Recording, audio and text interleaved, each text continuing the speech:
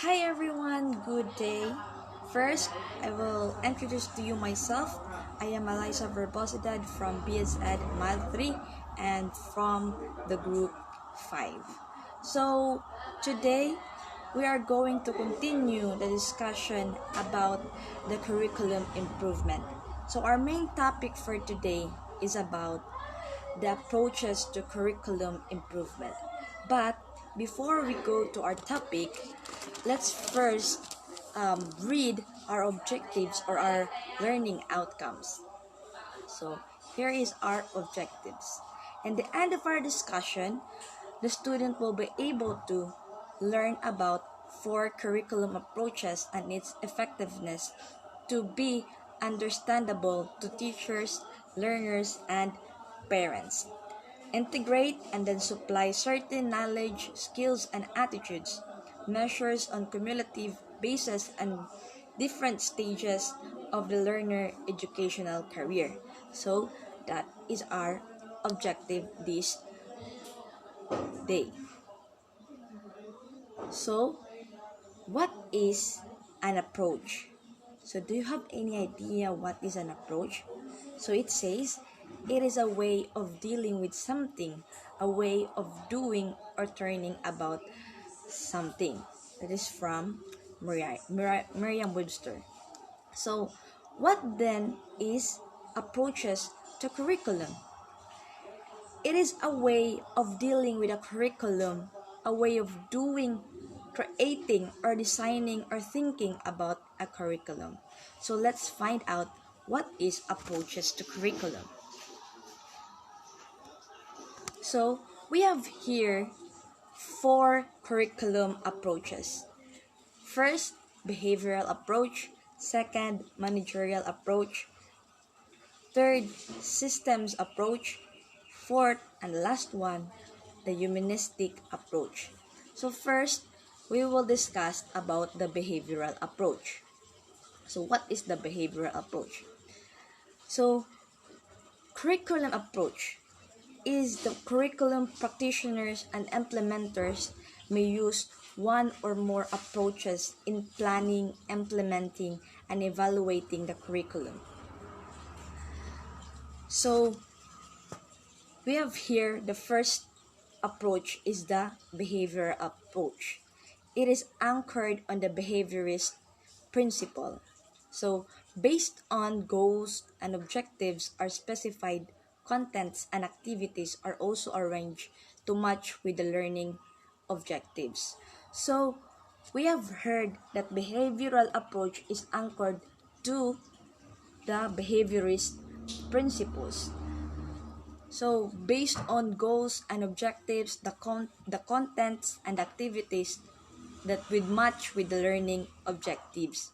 So, according to Frederick Taylor, whose aims is to achieve efficiency.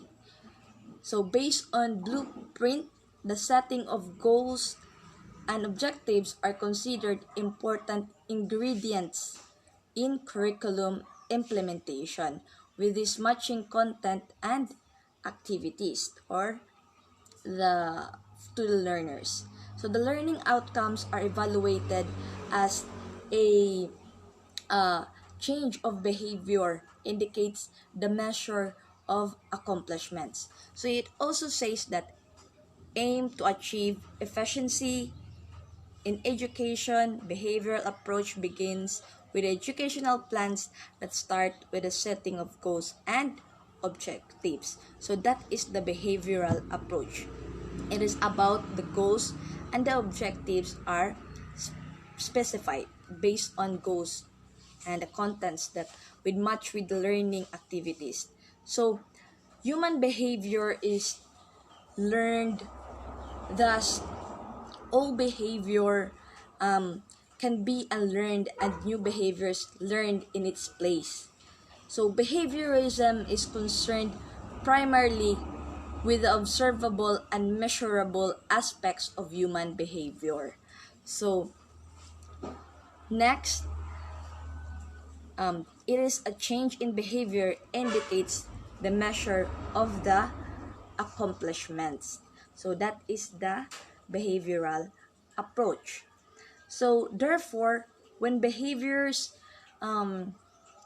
become unacceptable, they can be unlearned. So behaviorism views a development as a continuous process in which children play a relatively passive role. So that is about the behavioral approach. So for example, your objective is to change learners' individual attitudes. So your goal or aim that at the end of your target certain time, students should be punctual, well-disciplined, and academically competitive. So it is about behavior. So next one, the second one, behavior of a curriculum approach is the managerial approach. So it became dominant in the 1950s and 1960s. So principal, curriculum leader, instructional leader, general manager. So we have here a general manager sets the policies and priorities, establishes the direction of change and innovation, planning, organizing, curriculum, and instruction. So the general establishes the direction of the change and innovation. So this approach is more concerned on organization and restructures the schools than the content subject matter methods. So that is about managerial approach. The third one is the systems approach. So it is influenced by systems theory. The parts of the total school, district, or school are examined in terms of how they relate to each other. So organizational chart represents a systems approach, shows the relationship of personnel and how decisions are made. So system approach based on the system theory. So the system approach are the curriculum development examines the parts of the total school or the district and how they relate to each other. So it is about for the organizational chart of the school represents a system approach and shows the line staff relationship of school personnel and how directions are made. So according to George Beauchamp, that the systems theory of educational sees the following to be of equal importance: the administration, counseling, the curriculum, the instruction, and the evaluation. So that's I have said earlier. So next one is the humanistic, or the third one. So it says rooted in the progress of philosophy and child-centered movement. Humanistic also considers the formal or planned curriculum and the informal or hidden curriculum. So this approach is a child-centered movement. So the learner is at the center of the curriculum. This approach believes that in the curriculum development, the child is the prime consideration. So the best known example of humanistic thinking is from Abraham Maslow and his hierarchy of motivation. So that is about child-centered movement for the humanistic. So it considers the whole child and believes that in curriculum, the total development of the individual is the prime consideration. This approach believes that in the curriculum development, the child prime consideration. So it's about for the child or the student's movement. So the main components of the humanistic approach is or are the time that lessons are student-centered.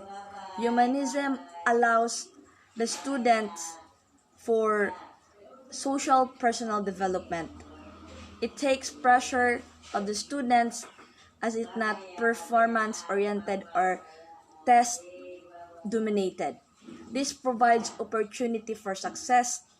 So the whole process is about discovery for the humanistic approach. So my humanistic approach is that the learner is at the center of the curriculum, as what I have said earlier. So we have here our references. So approaches to curriculum are the behavioral approach, the managerial approach, the systems approach, and lastly, the humanistic approach. So therefore, as a future educators, let us help and concentrate upon the development of the child self-concept in preparation to their adult lives. If the child feels good about it, then it is a positive start. So feeling good about oneself would involve an understanding of one's strengths and weaknesses and a belief in one's ability to improve. So that is our discussion for today. I hope you had a great time of listening. Thank you everyone and God bless. Bye. Choo.